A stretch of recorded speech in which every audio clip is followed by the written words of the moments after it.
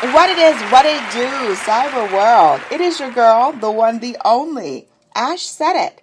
AshSaidIt.com. AshSaidIt.com. Welcome to the Ash Said It Daily Podcast Show. I appreciate you guys for all of your love and support. Over 1,700 episodes and 500,000 streams worldwide. None of this is possible without you guys, so I thank you so very, very much. It is a beautiful day here in the A-Town, and I have the pleasure of speaking with today housing industry expert, author, and speaker, the wonderful John Mallet. Hey, John. Hi, how are you? Good to be with you today, Ash. Thank you so much for joining us, John. Now, John, what part of the country are you at today? I am in Westlake Village, California, just a little bit south of Ventura, California. I mean, I'm totally jealous, John, because Cali has notably the best weather, I would say, in the United States. It's pretty nice, I have to admit. It's beautiful out here. It is. I envy just a little bit there, John. Okay, so, John, we're talking about home ownership and, of course, the disparity in the Black family, the Black community. So, to start things off, your story is quite phenomenal. You know, from projects to penthouse. What really fueled your passion for home ownership?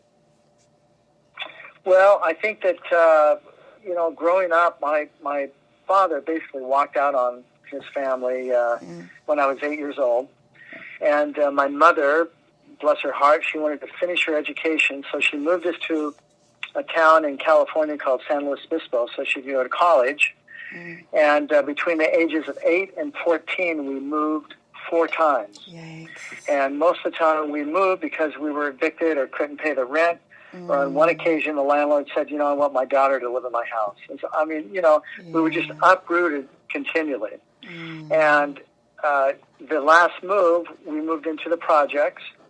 And I thank the Lord every day for the projects because we wouldn't have had a place to live. And so I grew up in the project. Most of my teenage years were spent there. And then going back a couple of years, when I was 12 years old, my mother contracted or was diagnosed with multiple sclerosis.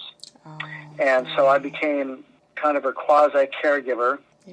And then at age 18, she died. She passed away. I'm sorry to hear that.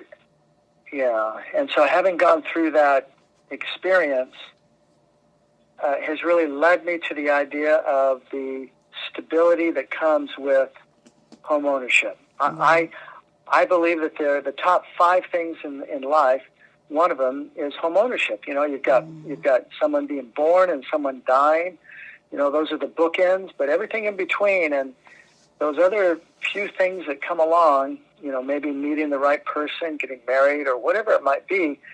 But I believe that home ownership is right up there because of the transformational aspect of it. And it has led me to talk about the idea of a new paradigm shift in home ownership, which is really what we're talking about today, Ash. Yes. Now, I saw some really staggering statistics that I got from you and your crew. So 46% of Black households own their homes versus 77% of white households. Why is that? Well, it's a huge gap. Yeah. And economists, it's such a big gap, economists call it the Black gap. And I think the reason is a lot of it comes from education. There's a lot of myths out there. Right. And it also comes from the way that the African-American family grows up. Right. So I'll give you an example. There's a study done, Ash, that showed that children who lived with parents who owned their homes had a 10 to 15% more likelihood of owning as an adult than those children who grew up in rentals.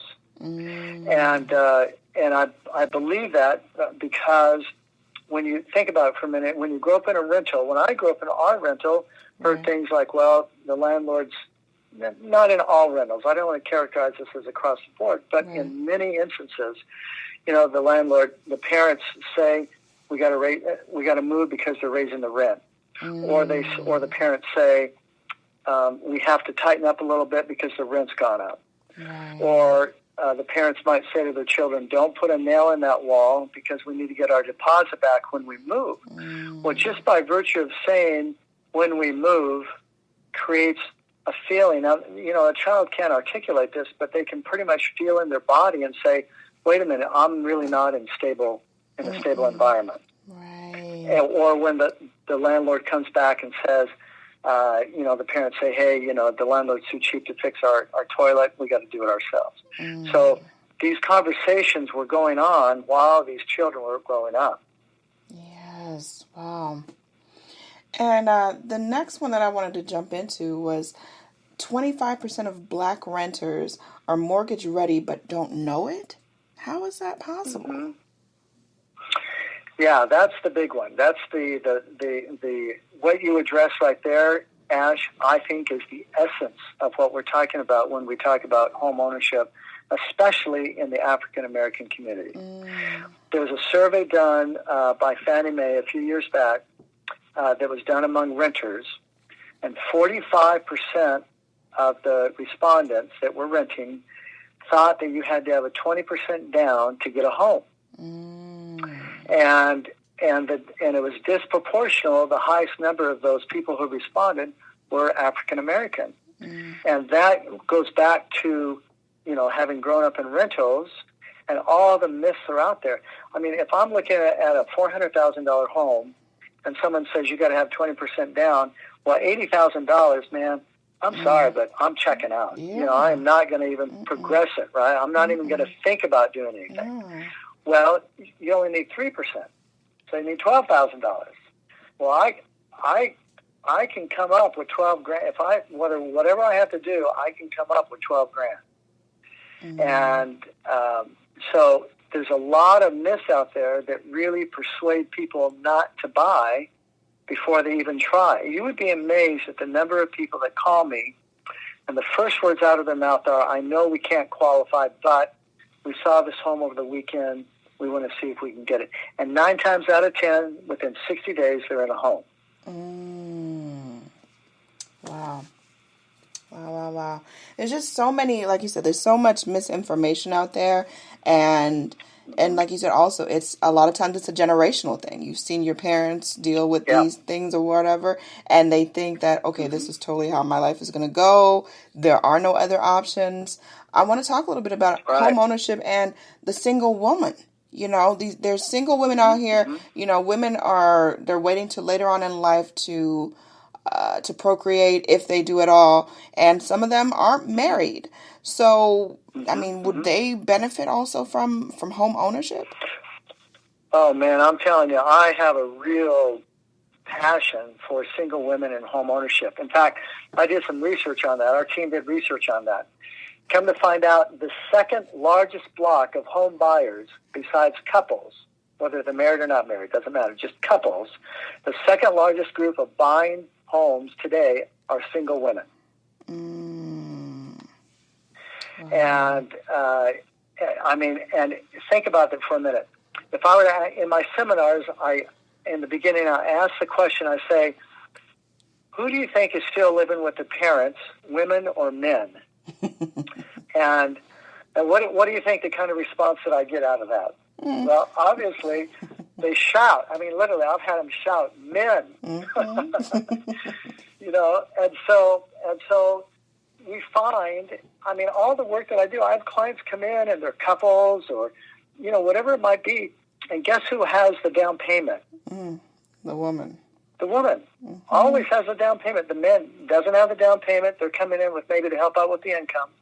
But it's interesting to me that the second largest segment of people buying homes are women. Generally, they're paid about 80% of what men are paid based on where they work. Not always, but, there is some studies that show that they're paid a little bit less, which is unfortunate. But they always seem to have more money. Yeah. They always seem to be able to save their money. Yeah. And my experience has been is that there are more single women primed to buy that don't know it. I like that. And so it's just really, from what you're saying, John, it's really a mindset, right? Home ownership is a mindset. Yeah. It's a mindset. That's exactly right, Ash. I love that. It's really a mindset. As soon as I get people coming into my office, not for the last year and a half, but before that, Right. but people come in or on the phone and they say, we can't even qualify, and then all of a sudden they realize that they can, and that's where the new paradigm shift in home ownership that we talk about is. One is that it's transforming lives through home ownership. In other words, your life is different as a result of owning versus renting, or being in the right property that you're owning, that gives you a transformational aspect to your home. Because anytime you go from renting to buying, your life is different. There's no question about it. Oh, yeah. As soon as somebody gets that light that says, I can buy, then all of a sudden the second component kicks in, which is the drive to buy. And I've seen clients, nothing can stop them when that happens, especially single women. This is true. I love the way that you think, John. So, John, if people need to get in contact with you, and of course, I know that you have seminars and workshops that happen throughout the year at certain times. Yeah. Where do they need to go to get that information? Well, the best thing to do is to contact me. Go to my webpage, johnwmallett.com. Mallett is how the last name is spelled, my last name. And simply email me and let me know that you want to be put on the list for a seminar. We have some coming up that is specifically designed for first-time home buyers, and they're going to be great seminars on financial literacy, on budgeting, home ownership. It'll just be outstanding. Yes, I love that. And also, John, are you on social media? Yes, we do have a page on Facebook.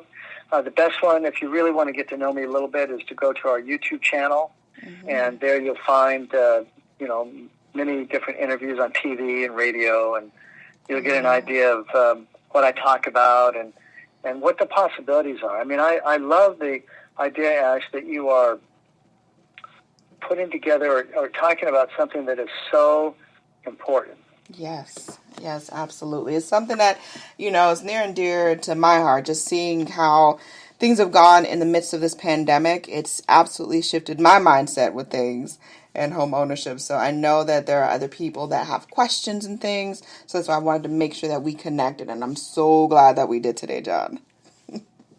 Great. Definitely excited about that.